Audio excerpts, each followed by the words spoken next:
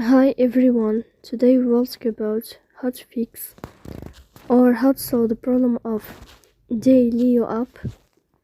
You will enter to settings. In this page you will go to apps, default apps, app settings. In this list you will go down until you find this window of Daylio app. Here in this page of app info you will click on first stop and you will click OK. Here you will enter to the window of storage. Then you will click on clear cache. But pay attention, don't click clear data because that can delete your account.